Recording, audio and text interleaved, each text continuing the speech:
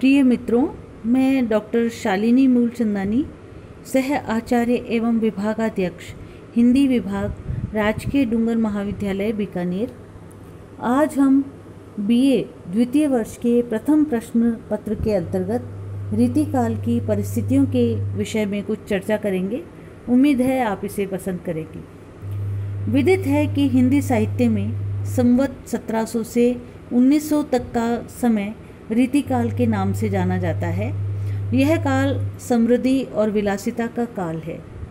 श्रृंगार की अदम्य लिप्सा इस युग के जीवन और साहित्य दोनों में स्पष्ट प्रतिबिंबित है।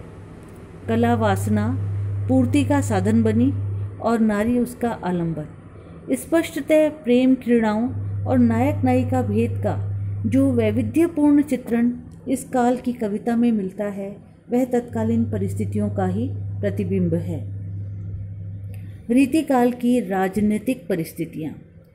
राजनीतिक दृष्टि से यह 200 साल का समय मुगल काल में शाहजहां से लेकर लॉर्ड हॉर्डिंग तक का समय है, जिसमें शाहजहां की उत्कृष्ट कलाप्रियता का युग भी है और औरंगज़ेब की धार्मिक कट्टरता, नादिर शाह और अहमद शाह अब्दाली के कत्लेआम और नृशंसता की घटनाएं भी इस काल में घटित हुई।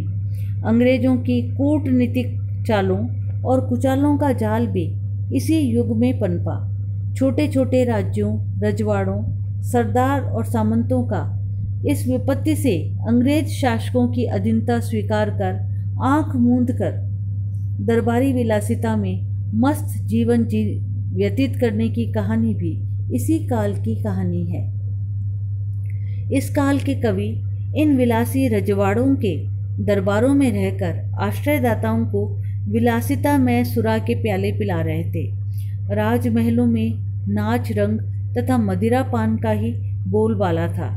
सुरा, सिराही और सुंदरी के राज में विलासी जीवन से उत्पन्न कविता श्रृंगारिक कविता बनती गई। सामाजिक परिस्थितियाँ। सामाजिक दृष्टि से यह काल घोर अधः पतन का युग रहा।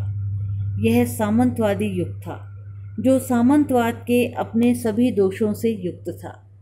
नीचे वालों को ये मात्र अपनी संपत्ति मानते थे, जिनका अस्तित्व केवल उनके लिए, उनकी सेवा के लिए ही था।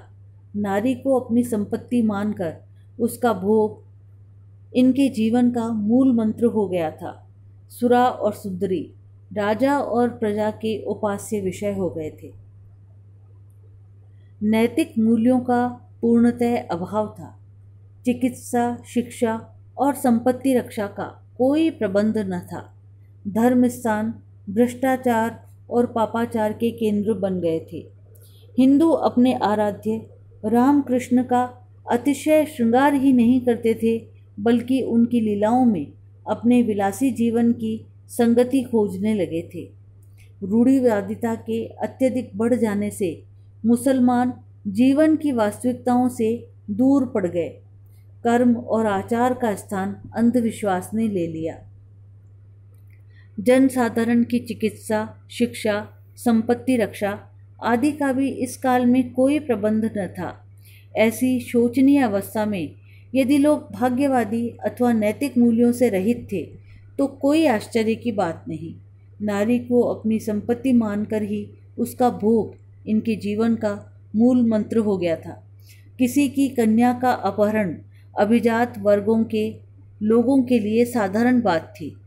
अल्पायु में ही लड़कियों का विवाह हो जाता था।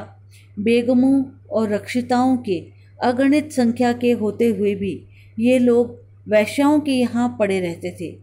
उनके इशारों पर लोगों के भाग्य का निर्णय तक हो जाया करता था। अतएव लड़कियों के साथ छेड़छाड़, तीतर बटेर पालना और उन्हें लड़ाना शहजादों और राजकुमारों की दिनचर्या बन गई थी। रीतिकाल की सांस्कृतिक परिस्थितियाँ। सामाजिक अवस्था के समान इस युग में देश की सांस्कृतिक अवस्था भी अत्यंत शोचनीय थी।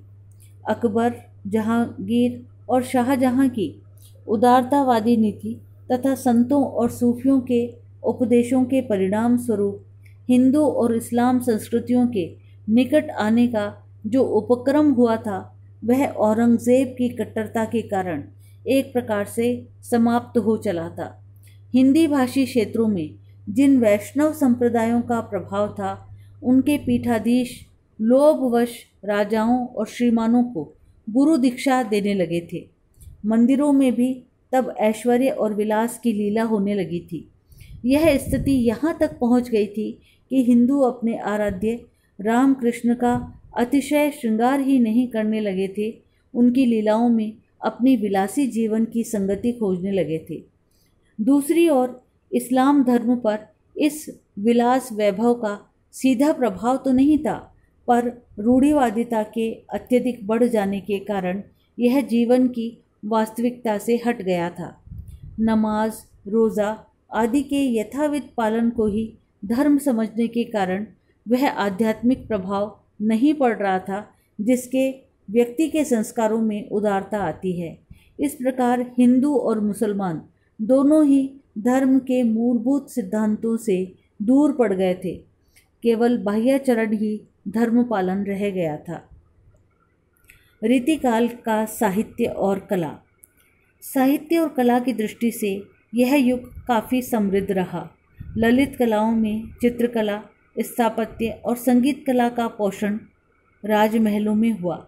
संगीत शास्त्र पर कुछ प्रामाणिक ग्रंथ लिखे गए।